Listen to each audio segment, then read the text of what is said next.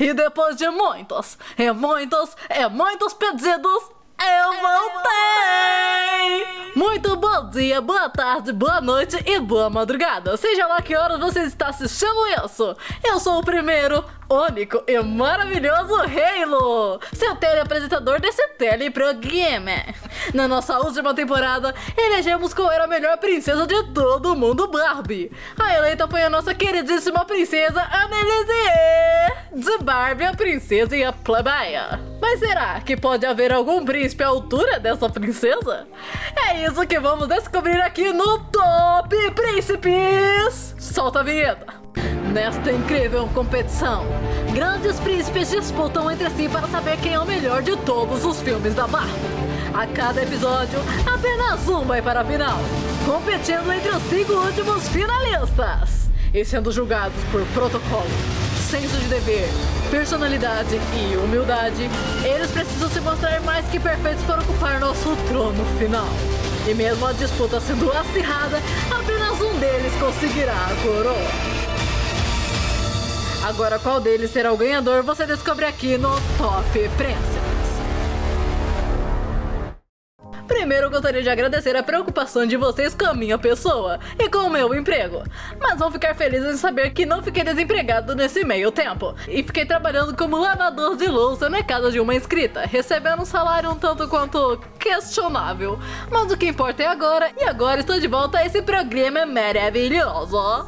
Bom, infelizmente, os príncipes da Barbie não são tantos quanto as princesas. Afinal, os gays nem têm tanta importância assim na história. Calúnia! Por termos menos príncipes, em cada episódio teremos 5 concorrentes. E no final de cada episódio, apenas um dos queridíssimos príncipes vai para a final. Como vocês bem sabem, não iremos julgar os concorrentes por sua boniteza e nem por memória afetiva ou crush nos personagens, e sim se eles são bons no cargo de princeso. Iremos julgar por protocolo, senso de dever, personalidade e humildade. E para fazer desta competição ainda mais justa, listamos aqui quantos pontos cada especificação vale. Personalidade vale 2 pontos, humildade 2 pontos também. Já dever real e protocolo, que acabam sendo mais importantes para um príncipe, valem cada um 3 pontos, somando 10 no final. Todos os nossos participantes são príncipes por casamento, título ou nascença. Já avisando que alguns gays não vão participar por não serem príncipes confirmados. Por exemplo, Ian e Jeremy não receberam título de príncipes como Liana e Alexa. Não, sério? Mamãe devia ter nos contado. E muito menos noivaram ou casaram com as duas, apenas ficaram de namorico. Dominic também não vai participar pelo mesmo motivo do porquê a Erika não participou do Top Princesas. Dominic é um rei e não um príncipe, assim como Erika, que quando casou com ele se tornou rainha e não princesa. Muito bem, e quem? Quem irá nos ajudar a eleger os finalistas? Eu digo quem? É o próprio Ken! Eu não gostei da piada. Muito boas-vindas, Ken. É uma grande honra ter você como juiz. É um prazer estar aqui, por mais que vai ser um pouco difícil julgar não só os meus papéis no filme, mas os do Blaine também. Vou tentar não levar pro pessoal ao máximo. Com tudo já resolvido, vamos iniciar a competição para saber quem vai ganhar a coroa de príncipe supremo de todos os filmes da Barbie. E quem irá receber o cheque de R$1 bilhão.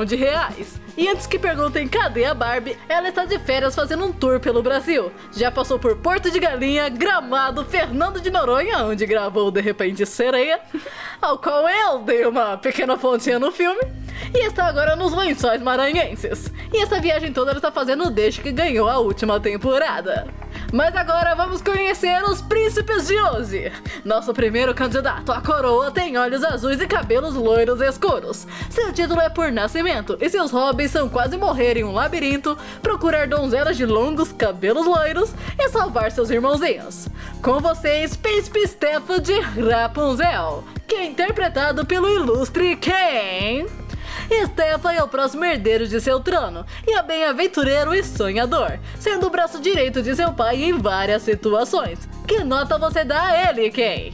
Bem, primeiro vamos ao julgamento. Como você mesmo disse, Stefan é o braço direito de seu pai, e até o tem como um grande amigo. Ele foi um dos meus personagens mais novos, tendo 17 anos e completando 18 anos durante o filme. Mesmo com essa idade, ele era muito responsável e não muito prudente. por querer convidar o Wilhelm para o baile, pois como sabemos ele tinha sangue nos olhos por causa do sequestro de sua filha. O problema é que parece que Stefan não sabia 100% da história, mas era bem otimista e preparado para tentar de novo e perdoar pelos inúmeros ataques de Wilhelm. E como vemos, mesmo que ele fosse um pouco imprudente, ele sabia se virar e arranjar inúmeras armas, mesmo sendo surpreendido por ataques várias vezes, tanto de Wilhelm como de Gothel. Vemos que ele é muito habilidoso em combate, isso porque foi criado diante de uma guerra, e seu pai mesmo diz que ele ia ao campo de batalha lutar com seu povo. À noite eu vou liderar um grupo de ataque. Esteja pronto, Stefan. É claro. E voltava vivo ainda, porque ele era muito bom. Ou seja, ele foi um dos únicos personagens assim da Barbie que chegou a matar alguém, mas não foi mostrado. E mesmo sendo um príncipe míope, por não ver que claramente a Gothel não era a Rapunzel, ele ainda foi esperto para conseguir retardar Gothel mais de uma vez, usando o ambiente e o que tinha em mãos como auxílio. Stefan é realmente bem estrategista, e muito querido por seu povo, e tem uma empatia por eles. Tanto que foi isso que incentivou ele a tentar convencer seu pai de uma trégua. Famílias foram separadas, irmão de irmão. Ele diz família, se referindo a Rapunzel ter sido impedida de continuar sua busca, pois tudo levava ao reino de Wilhelm. E fala irmãos, se referindo aos irmãos gêmeos que foram separados pela guerra. Ou seja, ele é humilde, corajoso, responsável, bom em combate e um príncipe ativo que faz primeiro as suas obrigações reais e todos o tratam com tamanho respeito. Por isso podemos ver que ele tem dever real em dia. Stefan também reconhece seus erros e logo pede perdão e recompensa as pessoas com quem ele foi grosso. Me desculpem, sirvam-se de comida e bebida.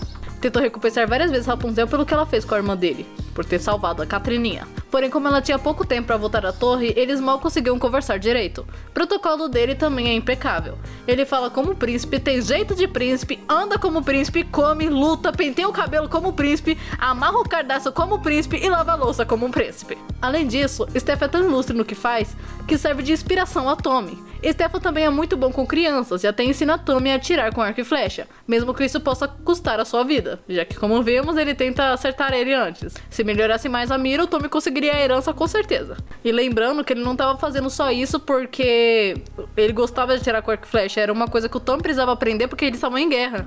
Então ele estava literalmente ensinando o irmãozinho dele de 6 anos a se proteger sozinho. Porque como vocês viram o que aconteceu no filme, a Catrina caiu no buraco, mas elas conseguiram se virar, então elas já estavam preparadas pra guerra também. Do jeito que elas conseguiam, né? Porque elas também que tacaram coisa na cara da Gothel.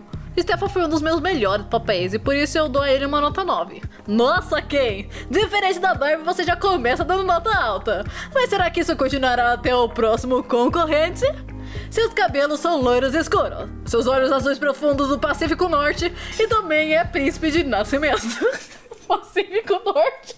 Seus hobbies incluem caçar, atravessar passagens secretas, se apaixonar por gansos, dançar e ser feito de trouxa. Além disso, ele é apaixonado por globos quadrados. Com vocês, o príncipe Daniel de Barbie Lago dos Cisnes. Daniel é também o próximo herdeiro de seu trono, e pelo que parece pode assumir o trono assim que se casar. Ele é um príncipe humilde, e foi o primeiro que se casou com uma plebeia em todo o universo Barbie, transformando uma padeira em princesa. Mas qual sua nota para esse príncipe, Ken? Bem baixa. O Daniel não é nem de longe um bom príncipe. Como sua primeira aparição diz, ele não cumpria nem os deveres de príncipe. E não sei se todos sabem, mas um dos deveres de príncipe é casar e ter filhos para que tenha a próxima geração de monarcas. E como Daniel era filho único, essa responsabilidade cabia só a ele. Mas Daniel não queria muito, e queria viajar e arriscar sua vida antes de dar herdeiros ao trono. Tanto que a própria rainha fala que ele poderia explorar, depois de ter filhos. Mas antes eu quero fazer muita coisa, explorar, viajar. Você fará isso depois dos meus netos. E como sabemos, nessa época as pessoas não viviam muito. Então ele demorando pra casar deixava tudo ainda mais perigoso pra ele morrer sem deixar descendentes. Você vê que no filme mesmo, ele morreu sem deixar descendentes mesmo. Porque como a Aisha e a Hailey falaram em alguns HF Responde, Odette e Daniel morreram quando o Robert os atingiu, mas foram revividos pelo cristal. Isso tudo torna imprudente em vários sentidos. Daniel pode até ser gentil com seu povo, mas é um completo de um irresponsável. Quando conhece Odette, ele insiste em querer acabar com a raça de Robert na unha, mesmo ela dizendo que ele era poderoso demais. Se nem ela, que tinha um cristal mágico, ou uma fada e um unicórnio estavam conseguindo derrotar o bruxo, ele realmente achava que conseguiria com seus soldadinhos de chumbo? Odette mesmo dá uns catiripapo nele quando diz que ele estaria dando a vida de seu exército por nada. E como podemos ver, assim como Stefan, ele é um príncipe que sabe guerrear. Talvez não tão bem quanto o Stefan, mas sabia. Mas todos os seus ataques são todos mal sucedidos. Ele mal consegue atingir Robert, nem que desequilibrá-lo por um momento. Assim como Stefan fez com a Gothel 2 vezes. E olha que ela é mais perigosa que o Robert. Ele não tem estratégia e acha que atacar de frente é sempre uma boa opção, mesmo que tenha falhado todas as vezes. E mesmo quando ele tenta uma furtividade, dá errado. E cá entre nós, ele já teria morrido se não fosse a Odette e o roteiro. Na verdade, ele morreu, né? A única coisa significativa que fez foi transformar Odila em porco. Mas como foi falado no vídeo de simbologia, ele apenas deixou alguém imprestável ainda mais imprestável, ao invés de fazer algo com o próprio vilão. O nível de responsabilidade de Daniel me assusta de verdade. Odette, por ter que ficar na floresta, pede a Daniel que avise sua família que estava bem. Afinal, eles estavam preocupados e passando noites procurando Odette. Mas nem o mínimo ele fez. Nem dar um recado ele consegue. Eu não sou menino de recados, tá legal? Quando ele chega na padaria, Mary e seu pai saíram, e ele encarrega um velho para dar a notícia de que estava procurando o padeiro e mandar que ele fosse ao palácio. Daniel estava querendo mover um exército para a floresta só para matar todo mundo contra o Robert, mas não teve a capacidade de deixar um guarda na porta da padaria para avisar o padeiro. Não teve a capacidade de mover os guardas pelo reino, pelo próprio reino, à procura da família da Odette para avisar eles que não precisavam mais procurar ela. Não, ao invés disso ele deixa um velho que estava visivelmente ocupado e cansado avisar que era pra eles irem ao castelo. Ele jogou a responsabilidade em cima de um velho e nem avisou pro velho também que ele sabia onde ela estava. Quando o padeiro voltar, eu ficarei feliz se disser a ele pra ir falar comigo imediatamente. E se eles não quisessem ir ao palácio? Afinal, eles estavam procurando a filha. E eles que se danem, deixem eles continuarem procurando inutilmente pela Odette. Quem liga? Afinal, o Daniel tinha que escolher a roupinha pro baile. Ah não. A única parte do filme que eu gostei foi usar o arco e flecha e falar essa parte aqui. Robert. Isso porque eu demorei 35 takes para falar essa frase sem rir, porque o ator do Robert ficava fazendo careta pra mim atrás da câmera. Sem contar que ele é um idiota num nível de jumentice muito alto. Ele sabia que o pai da Odette estava procurando ela. Ele sabia que a Odette não poderia encontrar com o pai. Ele sabia que a Odette só se transformava quando o sol se punha. Mas o que ele pensa quando vê a Odette ainda de dia acompanhado pelo pai dela? Nada. Ele não pensa nada. Que bom que você veio. Ele cai fácil na armadilha do Robert. Ele não se importa nem com o fato de que ela não podia falar, porque o Stefan estranhou a Rapunzel não falar. Mas pra ele, ela tava brincando com ele. Agora o Daniel nem se preocupou em saber por que ela não tava falando. Também não reparou no anel brilhoso de Robert bem na mão dele e na cara dele também. Pra você ver que o Daniel se apaixonou exclusivamente pela beleza da Odette e não por ela. Se ele visse um quadro dela, ele também se apaixonaria pelo quadro. No conto original mesmo, ele se apaixona por ela na versão de Cisne primeiro e depois nela. E isso acontece também no filme, porque você vê ele desistiu de matar ela por achar ela muito linda. Tão linda. Eu só aceitei fazer o papel por causa do dinheiro e porque a Barbie tava me pedindo. Cara, sem nem o que dizer. Tenho até vergonha desse papel. Daniel tem sim humildade, mas quando é na hora do baile, ele não faz o mínimo que é recepcionar os convidados. Afinal, o baile era em homenagem a ele. Tudo bem que ele não queria dançar contra as moças, mas no mínimo conversar.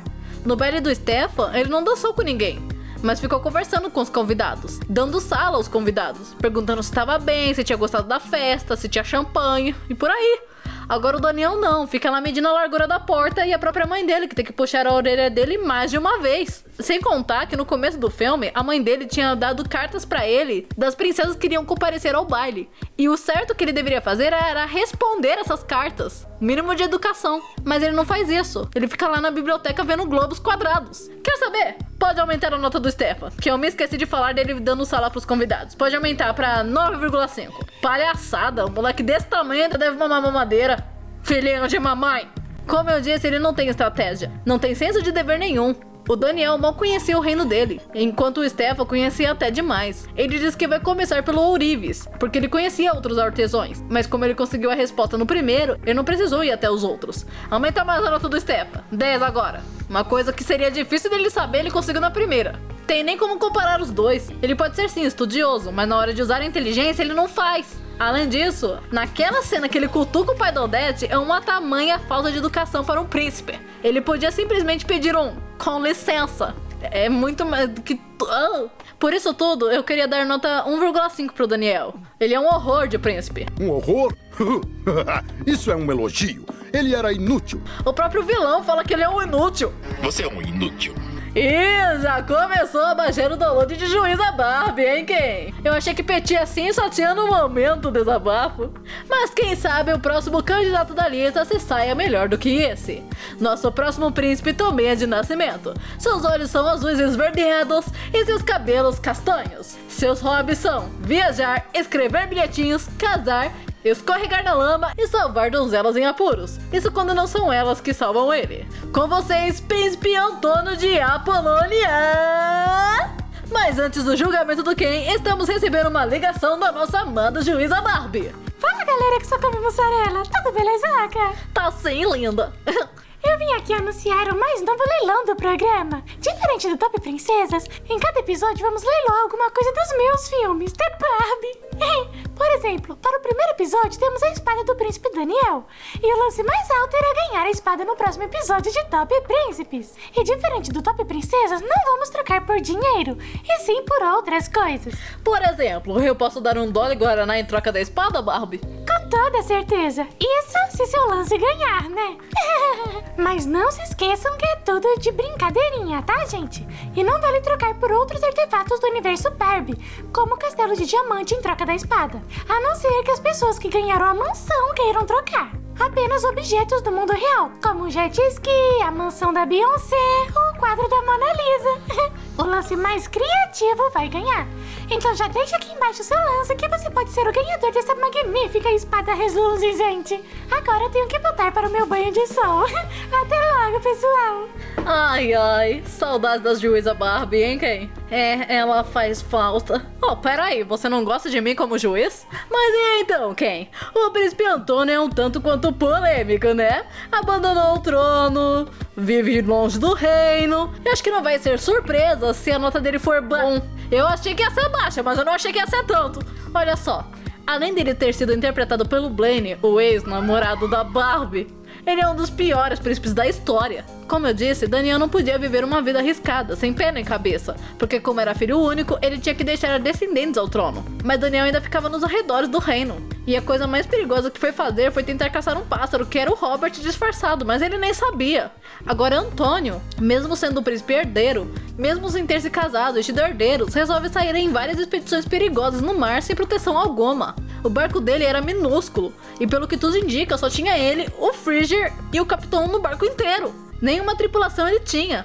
Afinal, ele queria viver rústico, a vida agreste. Não quando eu posso dormir sob as estrelas.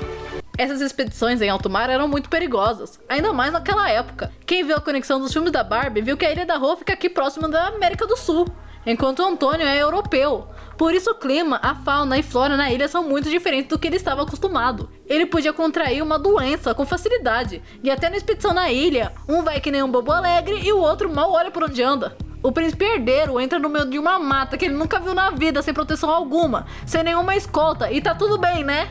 Não! Porque eles caem no território dos crocodilos. E percebemos que nenhuma arma eles levaram para entrar na mata desconhecida. O Steph e o Daniel direto ficava com espada. Cadê a espada do moleque? Cadê o facão para abrir a mata ali na floresta? Afinal, nós temos espécies bem perigosas aqui. Eu que sou biólogo, sei. Só de passar pela vegetação, ele poderia pegar carrapato, sanguessuga. Além disso, nós temos plantas venenosas. E o cara tá nem aí. E ainda colocou a mão na boca do crocodilo para colocar um galinho minúsculo na boca dele. Se não fosse pela Rô, ele já teria morrido e perdido uma perna para deixar de ser besta. Ou melhor, se não fosse o roteiro do filme, ele teria morrido e nem teria visto. A única coisa que ele perceberia é que estaria no fundo do rio e depois não veria mais nada. Hip Antônio. Mas tudo bem, ele se apaixonou pela Rô e diz que vai ajudar ela a procurar sua família. E ele faz isso. Ele faz questão de levar até o baú dela para a Polônia. Mas ele realmente ajuda ela? Não tem nenhuma cena do filme que demonstre que ele esteja tentando ajudar ela a encontrar sua família. Aliás, ele é burro o suficiente para não olhar para a cara da Rosella e saber que ela é filha da Marissa. Porque o reino de Paládio era aliado de Apolônia. E eles não iriam saber que a rainha perdeu a filha e o marido em um naufrágio? Mano, ele mataria na cara. Ela já é a cara da Marissa. E o nome dela começa com Rô.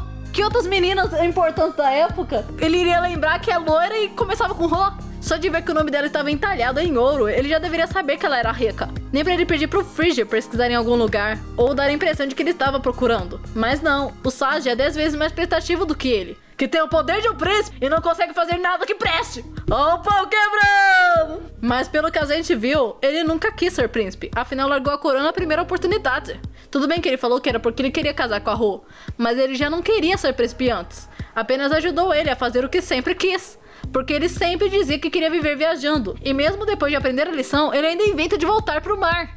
Antônio é trouxa pra deixar um bilhete planejando fugir com a Rô. E fica desapontado por ela não aparecer. Quem garante que ela iria achar o bilhete no escuro, seu mané?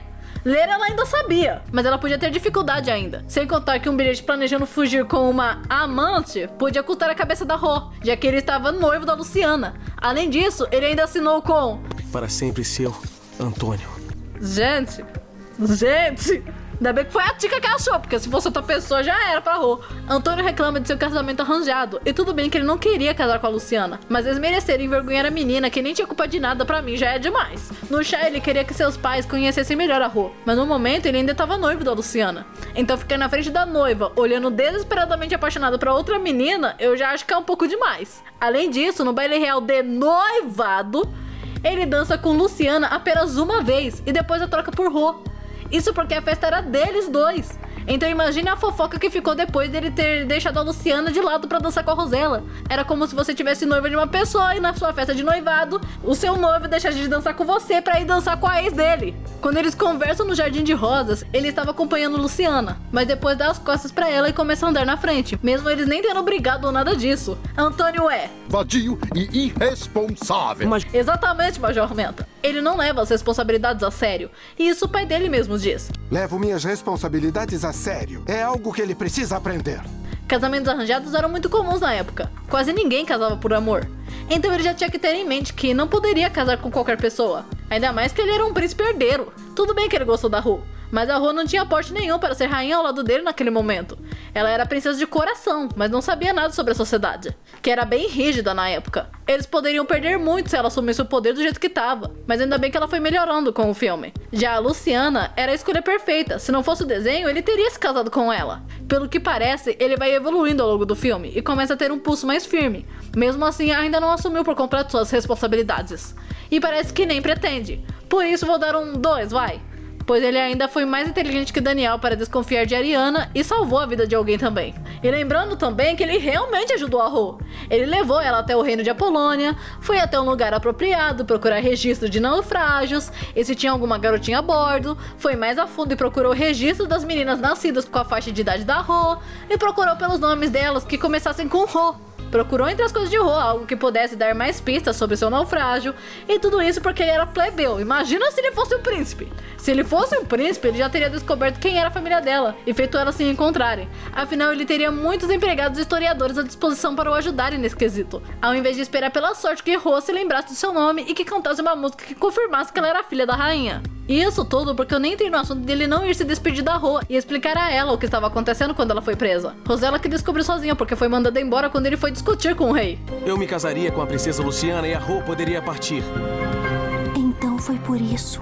Pena que o Antônio não era príncipe. Eu estou sendo sarcástico, porque ele é um príncipe. Mas ele faz isso? Ele fez, plateia, ele fez! Ele até poderia ganhar os pontos de dever e protocolo, mas toda vez que ele vai fazer algum dever real, ele sempre faz não querendo fazer. Ele sempre faz planejando fugir, querendo fugir, e faz a maioria das vezes pela metade. Então é meio difícil nesse quesito, né, meu filho? Pra vocês terem uma ideia, o reino do Stefan estava em guerra. Ele foi pessoalmente junto com a Rapunzel à procura de respostas e conseguiu no primeiro dia. Ele achou o fabricante do pincel, mas como estava em guerra, ele não podia ir até o reino de Wilhelm para descobrir mais. Já no caso de Antônio, não tinha impedimento nenhum.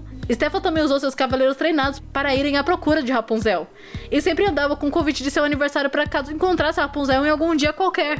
O Stefan conseguiu dar respostas com apenas um pincel. O Antônio levou um baú com várias coisas dentro e não deu nenhuma resposta a Rosella. Quer saber? Aumenta a nota do Stefan. Ele não merece 10 não, ele merece 11. A nota dele agora é 11. Mas o nosso placar vai só até o 10. Agora vai ter até 11. Tá, mas e a nota do Antônio? 3. 3 mesmo? Sim, afinal... Não, pera. O Antônio realmente foi deportar a Rosella sem dar informação sobre a família dela?